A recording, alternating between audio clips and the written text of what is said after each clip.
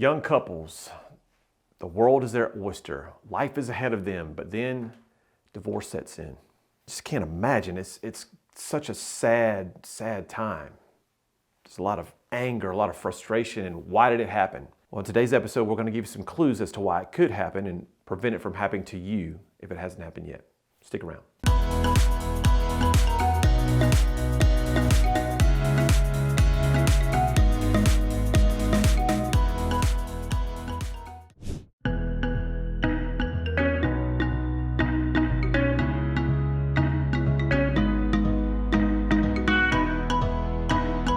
Outgoing folks and reserved folks. So when I talk about this outgoing personality style, these folks are fast-paced, involved, energetic, optimistic, positive, enthusiastic. Woo! Take the leg by the tail, just sling it around and throw it somewhere.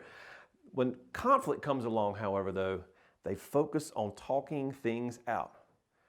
Hey, Alicia, how are you? Hey, can I help you? Can I help you? Hey, you good? You good? You good? You good? You good? And she wants to slap my hand away.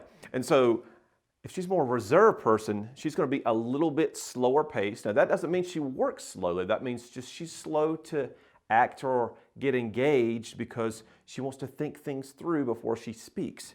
So they're cautious folks. They're concerned. They're reluctant, critical thinkers, and always discerning.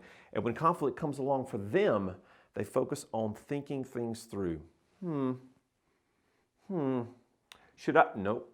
But don't have all the facts yet. And that's their mentality. All right, so where are you on that scale of outgoing versus reserved? If you're outgoing, kind of remember that I'm towards the top of the screen. If you're reserved, you're more towards the bottom of the screen. We're going to divide you into people person or if you're more of a task-oriented person. People-oriented folks are all about caring and sharing and relationships and emotions and feelings and friendships.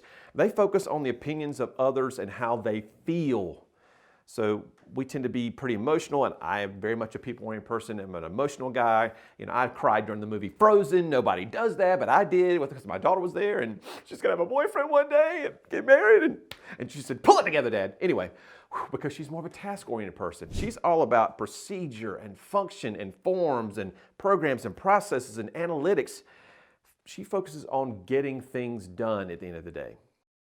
So now you're finding yourself on the top of the screen or the bottom of the screen, and you're on the left side or right side. So let's define a little bit about what each one of these quadrants mean. So we've got these outgoing, task-oriented people. We're going to call you high Ds or dominant styles.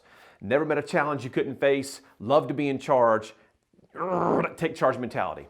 Then we've got our outgoing and people-oriented folks. Those are our inspiring styles. We're going to call you high Is. Just love influencing others, oozing charisma all the time, just like to be in around people. You're all about having fun. And then we have our supportive styles. Those are our reserved and people-oriented. Kind folks, make super friends. They're great listeners, give you the shirt off their back. They're just wonderful people and the glue of any organization. And then we have our high Cs, which are our reserved and task-oriented people. These folks are analytical. They are, think about accountants, lawyers, doctors, those kind of people who are just high-level thinkers. These people are the E.F. Hutton of the disc world. If you remember the old commercial, when E.F. Hutton talks, people listen. That's right, people listen. So C's don't really say a whole lot most times, but when they do, they've really thought through what they have to say, and it's usually like, pretty epic in terms of the results of that.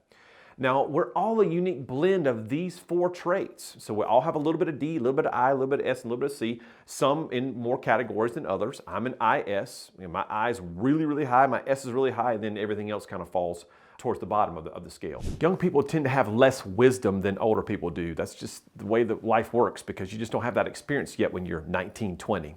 Dating sites have taken a great approach into figuring out ways to encourage and monitor compatibility among people. So, do you like to fish? Are you a Catholic? Are you a runner? Were you born from the same area of the United States, or are you from a different country? And all those things are great, but we don't talk about core values. We don't talk about how people communicate. And when we don't do those things, we're missing some very important pieces of the puzzle in terms of what people should be looking for when they start out new relationships. So being outdoorsy, or you're a runner, or I'm active, or whatever, those things are great, but those are surface level things. We want to get deeper into relationships before we get started down this road too much.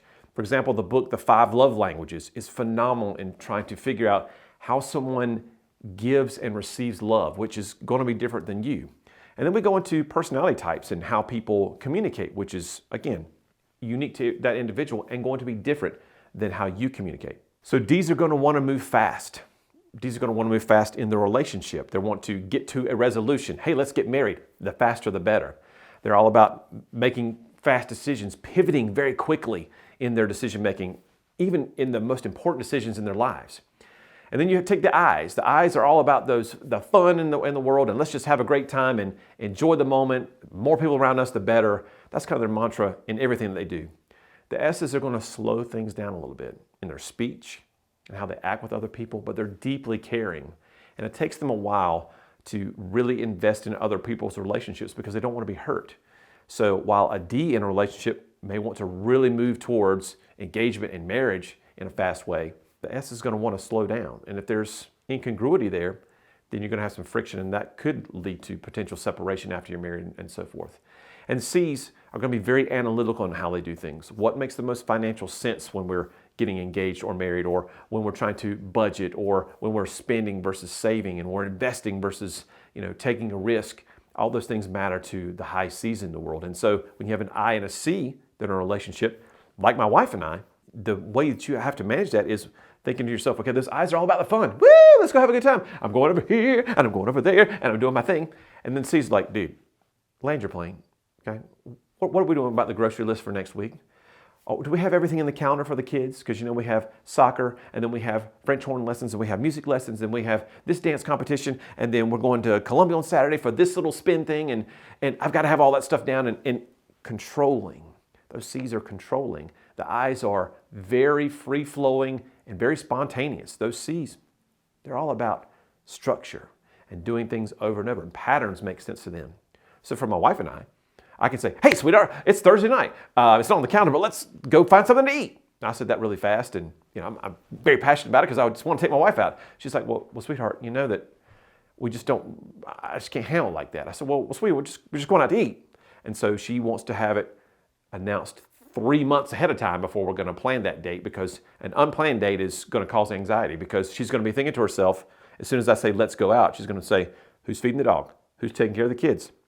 Who's making sure they go to bed on time? Who's washing the dishes? Do we have that laundry done yet? And so all those things in her mind are constantly just going. I could not live in that woman's brain. She is way, way better than me in terms of organizing her life. And thank God she's in our life, because I would be so lost without her.